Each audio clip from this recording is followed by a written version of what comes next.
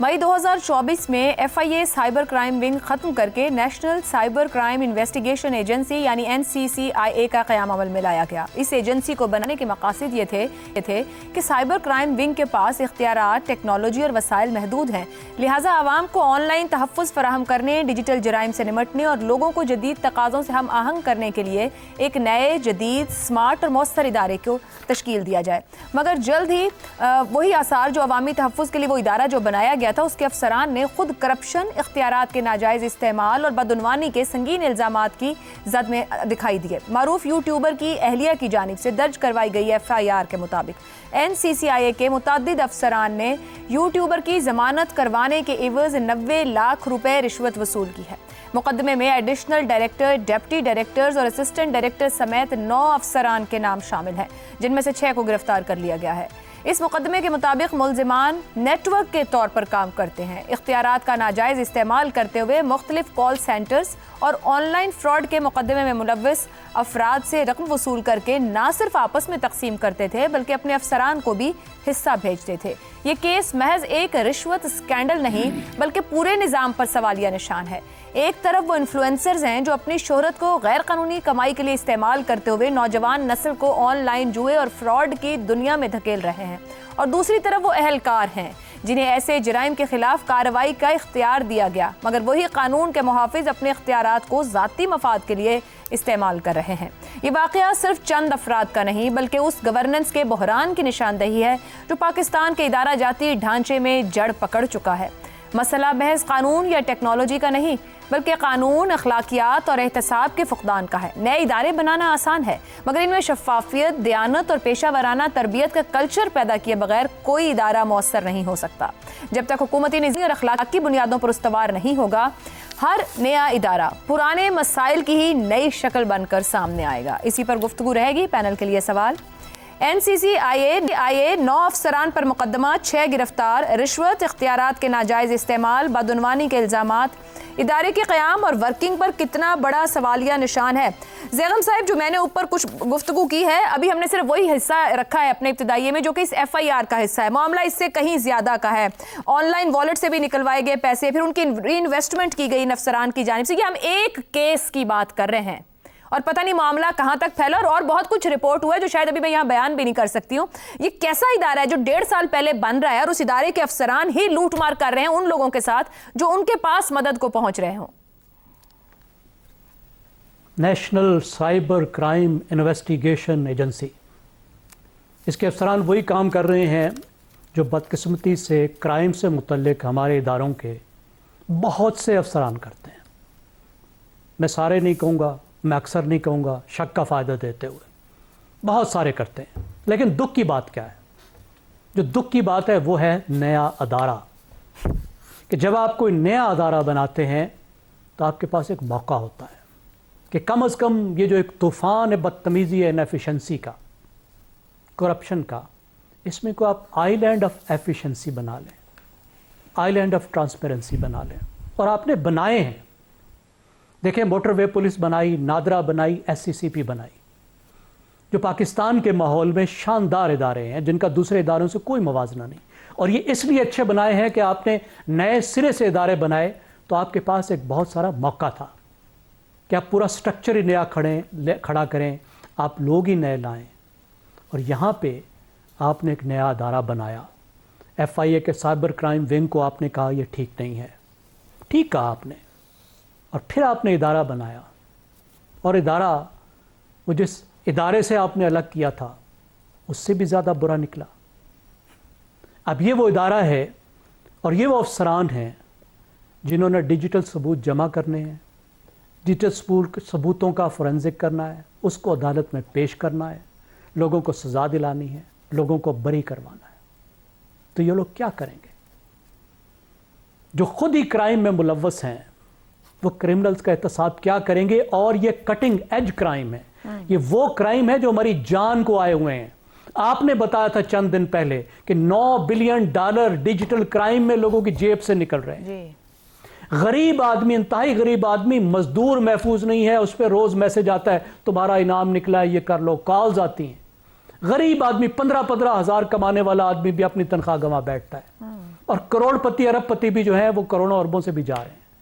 یعنی یہ نیا فرنٹیئر ہے کرائم کا, جس پہ ہماری بھی جان اٹکی ہوئی ہے, عوام کا تحفظ بھی اٹکا ہوا ہے, معیشت بھی جس سے جڑی ہوئی ہے. صحیح. اس کے لیے آپ نے ادارہ بنایا اور آپ ادارہ نہیں بنا پائے, لوگ بھی نہیں لا پائے, پروسیجر بھی نہیں سیٹ کر پائے.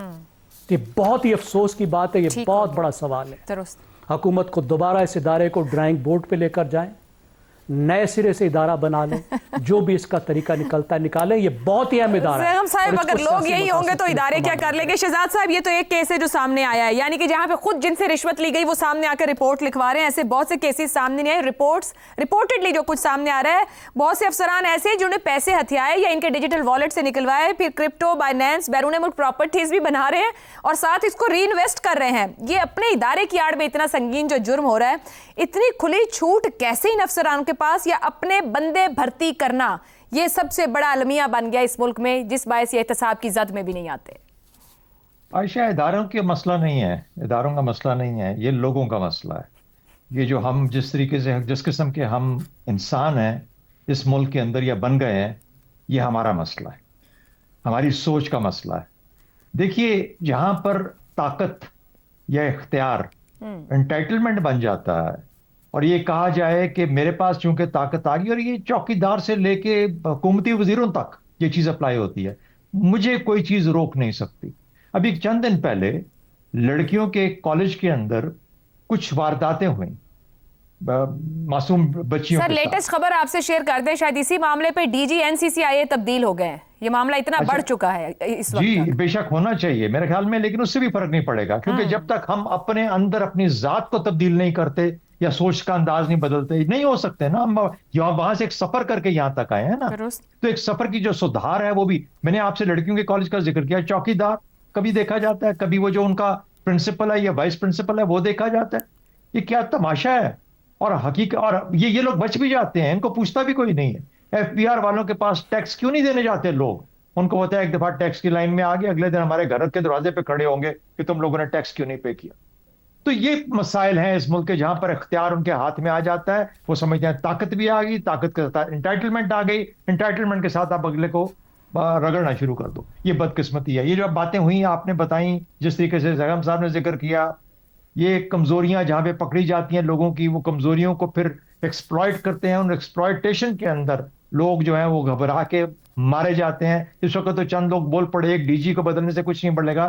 یہ پورے کا پورا نظام جب تک اپنے آپ کو, اب وہ کیا کریں, حسن صاحب کی باتیں درست ہوتی ہیں کہ تیزاب سے دھلایا نہیں جائے گا, اس وقت تک یہ دھلے گا نہیں, صاف نہیں ہوگا. ٹھیک کہہ رہے ہیں کہ ایک DG بدلنے سے ریپورٹڈلی درجنوں افراد کا نیکسس ہے جو اس ادارے کے اندر یہ اس کام میں ملوث ہے. ایک بریک لیتے ہیں, بریک کے بعد حسن صاحب اور افتخار صاحب کی رائے آپ کے سامنے رکھیں.